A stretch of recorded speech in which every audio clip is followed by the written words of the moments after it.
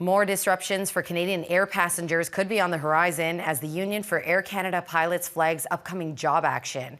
Contract negotiations have been ongoing between the union and Air Canada for more than a year, and the two parties are currently in the federal conciliation process, which will end next week.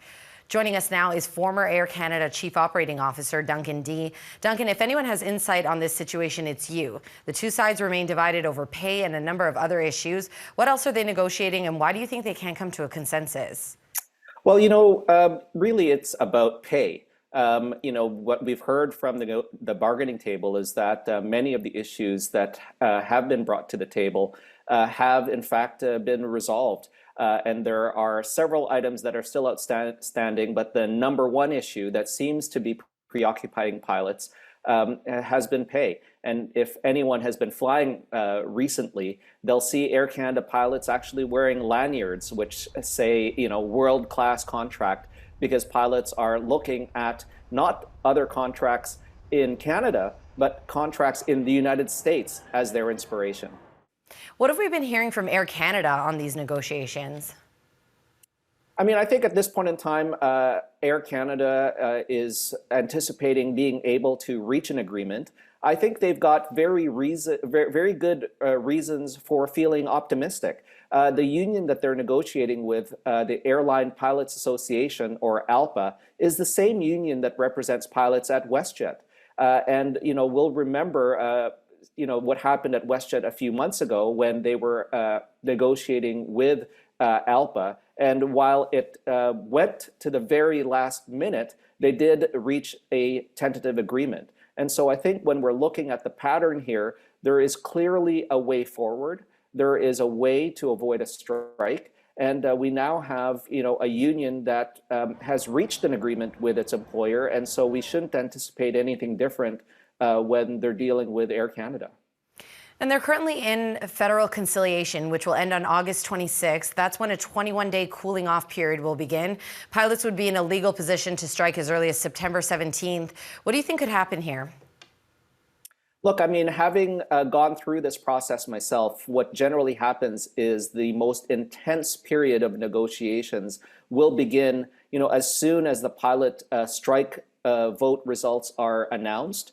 And the conciliation period ends and the cooling off period begins. And so both management and the union will be looking at each other in the eyes to see, where they can get to in terms of an agreement. It's the same pattern that we've seen at WestJet, where the conciliation process ended, there was a cooling off period, and eventually both pilot union and the management were able to reach an agreement to avert a strike, albeit at the very last minute.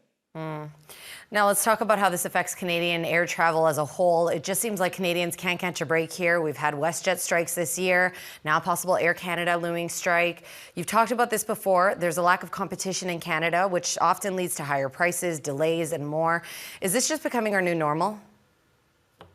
I'm certainly hoping that it's not the new normal, because we're spending way too much time during especially the summer peak period figuring out ways to get around, because the airlines simply aren't working well. And that is the result of strike action by its workers, or computer outages, as we've seen recently, or air traffic control issues. And things seem to be in total upheaval. The good news, I think, for travelers is that, if Air Canada is able to reach a tentative agreement with its pilots, then they'll be able to count on some labor peace in the months ahead. And then they've also got negotiations upcoming with their flight attendants and their ground support staff and others.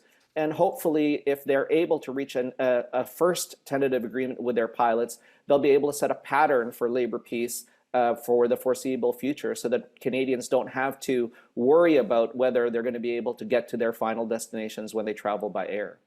Yeah, as we mentioned, WestJet had a similar situation in July with its mechanics, which caused delays and cancellations for the weeks following. If there is a strike, how far out could we see flights affected? Look, in the event of a complete network shutdown that we saw at WestJet, it takes upwards of 3 weeks for things to get back on track. And let's not forget that WestJet also during that 3-week period also saw a significant portion of their fleet damaged by hail in Calgary. So it wasn't just even the situation that we faced because of the mechanics strike. It was because of a whole bunch of other reasons that resulted in the mess that we've seen, particularly out of the WestJet hub in Calgary. But if we take a look at the potential for an Air Canada strike in mid-September, if the strike isn't averted and we see a nationwide shutdown like we saw at WestJet, the lingering effects and the lingering impact could stretch well into the end of September, even into early October. Okay, Duncan, thank you for your insight. That's former Air Canada COO Duncan Dee in New York.